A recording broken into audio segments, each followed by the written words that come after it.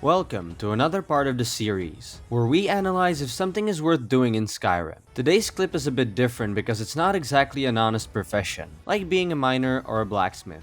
It's the vampire hunter. We'll be looking at the gameplay, roleplay, and the capability to make money. I thought it would be a nice change, because some of those earlier professions weren't as action-packed. We'll be using one of the characters I forgot to mention I have in my 11 years of Skyrim clip, where I showcase the characters I made throughout the years. Watch it. This guy has already completed the Dawnguard questline and is geared up to the fullest. This is so there's actually something to talk about, because otherwise this fort is just a giant abandoned dump hole. The rules for this video and making money are a bit different. Unlike the majority of honest jobs, in this role-playing experience we can wander around Skyrim and its dungeons a lot, since that's kinda what we do as a vampire hunter. But to make it interesting in terms of roleplay, I limited the dungeons to the ones we're actually sent to by quest givers. This limits the stuff we can do, but not really. As a vampire hunter, we're more of an adventurer slash bounty hunter, so we can do the honest jobs mentioned in the previous clips, like smithing or enchanting. Selling stuff we found in dungeons is of course allowed, but it's not really that important, since we're a literal machine for killing vampires. So without further ado, let's get into it.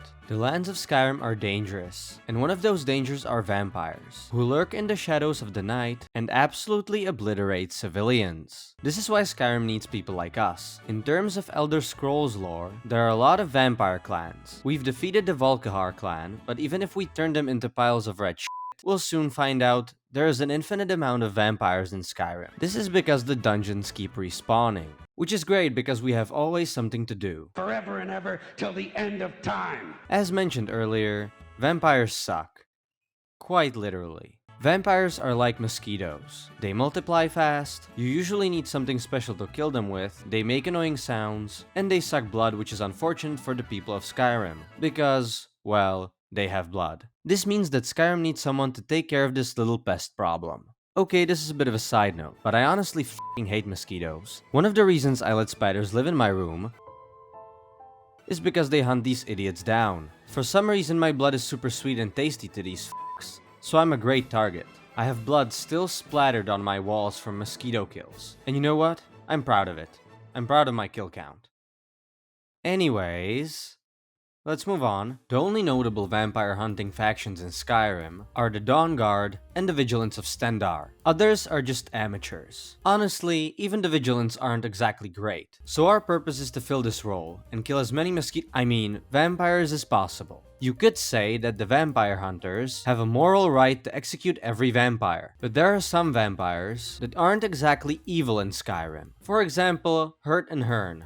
They're pretty chill. Sabil from the Solitude Court is fine, but f*** that, we're hunting all of them down. To help us with that, we have a lot of gadgets and tools that we got for completing quests for the Dawnguard. Vampires are pretty OP in Skyrim once you get to a certain level. They cast tons of magic, so there's always the possibility of death. This gear makes dealing with them significantly easier for us. Dawnbreaker is great for undead enemies. The Dawnguard axes and hammers are unique and fun for melee combat, but the real is the crossbow, which in this case is a fully upgraded and enchanted, enhanced dwarven crossbow, with fire enchantments on top of it. So it's only appropriate that it has a badass name. Destruction is great against vampires. Fire spells to be exact, but the best in terms of magic is restoration, because that shit slaps those fuckers like I slapped those stupid idiot mosquitoes.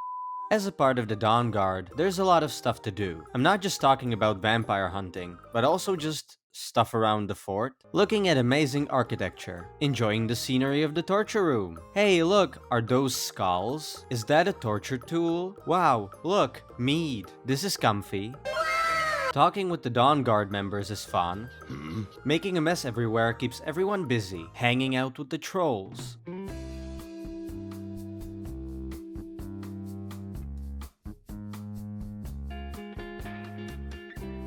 Following Serana around is great. It's like you guys were meant for each other. So you ask her to hang out in the fort. It's actually a first date. But you're socially awkward. So, how's your dad? Do you like the weather?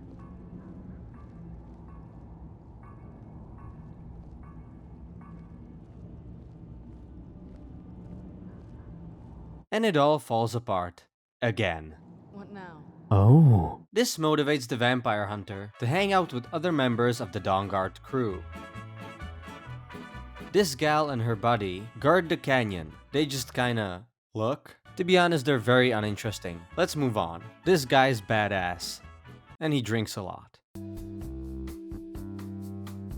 This guy is fine, and very important for us. This guy's a bit crazy, but also very important. This gal got us all that nice gear. This guy's uninteresting, but he has the same name as one other NPC in Solstheim, so that's pretty cool. Too bad that guy's this guy's pretty cool. He's your first friend here. This guy is cool and blind. Once again, the Elder Scrolls have proven their value.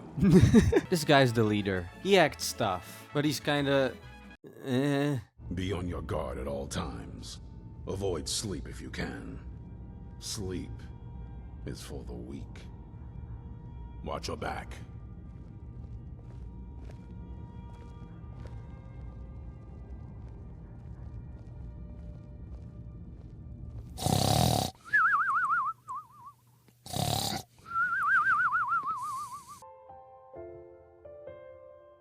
And then we have the most important members, the good boys.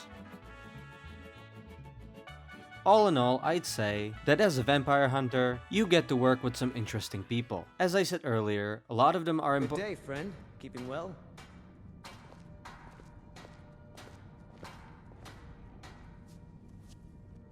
As I was saying, a lot of them are important. We'll get to that shortly. There are also some civilians hanging around the fort, aka the only people that ran away from their homes because they're afraid of vampires. Everyone else in Skyrim just stayed where they were. These guys are fun. They whine about stuff and eat invisible food. Just f***ing great. As mentioned, the most important members for us at this moment are Gunmar and the weird guy, because they can send us on quests to locations with vampires, and later give us rewards. Let's take a look at some of these quests. Destroying the head vampire is usually sufficient to scatter its minions. Good morning, sunshine. Very good. Though I suspect there's more wherever he came from. We cannot afford to relax. Ake has some grave news, friend. Your friend, kidnapped. I don't remember this NPC at all. You came for me. I know. Ake told me of your success. Track him down and dispose of him. Yep, sure is doing well there.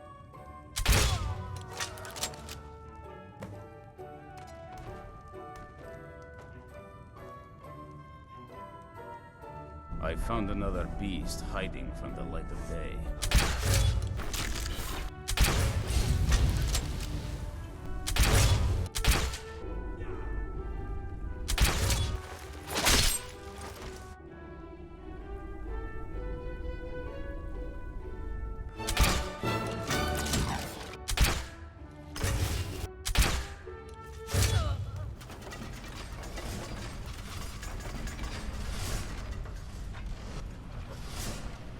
Whew.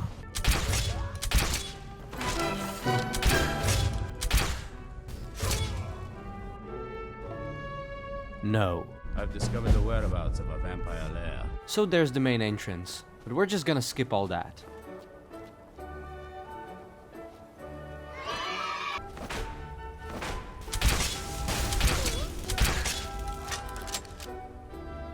Easy. I've learned of a possible monster.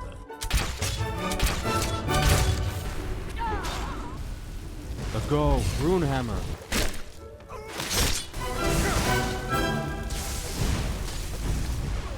Which shrine? Well, I'm going to them all.